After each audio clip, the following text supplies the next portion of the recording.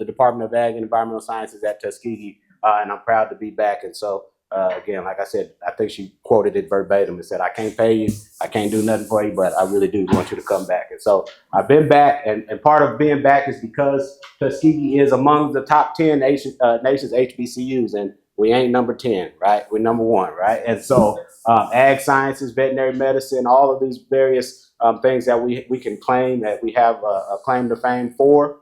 And one of those is the cooperative extension program, right? And so we have a legacy of extension, legacy of outreach, meeting producers where they are. And that started back in 1906 with Thomas Monroe Campbell as the first extension agent in the U.S. and really started and birthed the nation's extension service.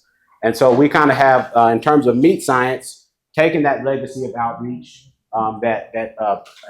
geographic and cultural proximity, the credibility, the legacy of meeting producers where they are and lifting the veil. And so we designed and now have a mobile meat processing unit. And so I actually wrote a grant in 2018 to Southern Sarah and said, "Hey, I want to build this mobile meat processing unit." And I thought I was, just genius, right? And then I found this picture of the Jessup wagon, and I said, Booker T beat me to this over 100 years ago, right? In terms of agriculture education on wheels and taking that education to the producers. And so we are certainly standing on the shoulders of giants. So now let's talk a little bit about meat. What does this picture remind you of? Anybody? COVID, right? That's the first thing we saw was empty shelves, right? People didn't have any meat. People were panic buying between this and toilet paper. Everything was gone, right?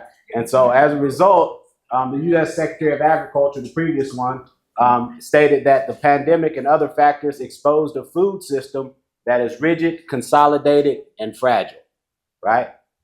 And so does this look like COVID to you? Looks the same, right? And so COVID was in 2020. And actually, this was January of 2024 in Starkville, Mississippi, because we had a little bitty ice storm. They said some ice was coming, and people went and panic bought all over again. So 4 years later, we still hadn't learned our lessons or fixed the system that was rigid, consolidated, and fragile, right?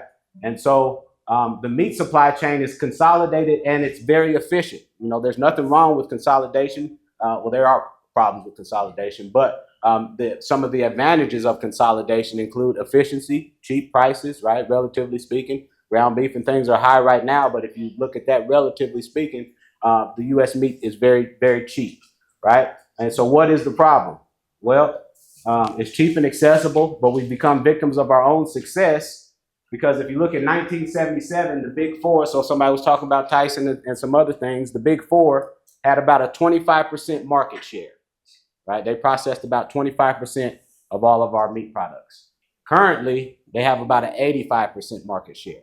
And so what I got here basically depicts a bottleneck, right? So our meat, beef, chicken, pork, right, is all raised on all these farms throughout the country, and then has to go through these Big Four processors in order to be processed. And so all it takes is one pandemic, one plant goes down in the pandemic. There's a Smithfield plant that processes 38,000 hogs per day, right? And that's in Tar Heel, North Carolina. 38,000 hogs per day. So that means if that plant goes down for one day, you got a backlog of 38,000 hogs plus the 38,000 that you got to kill the next day. So don't let it go down for 2 days or 3 days or a week, right? We're talking about, 500,000 hogs after a while, right? That gets backed up. There was a fire at a Tyson plant a couple years ago. When that plant went down and it was harvesting so much beef prices went up. JBS got hacked several years ago. And they end up paying the hackers, I don't know, $10 million worth of Bitcoin just to release their stuff, because the whole East Coast was out of meat, right? Because their plant or their computer system got hacked, right? So again, that leaves us very exposed and vulnerable as a result. And so here are the Big Four. And again, there's nothing wrong with these guys. They make money and things like that. But again, we've exposed ourselves as a result of that consolidation. And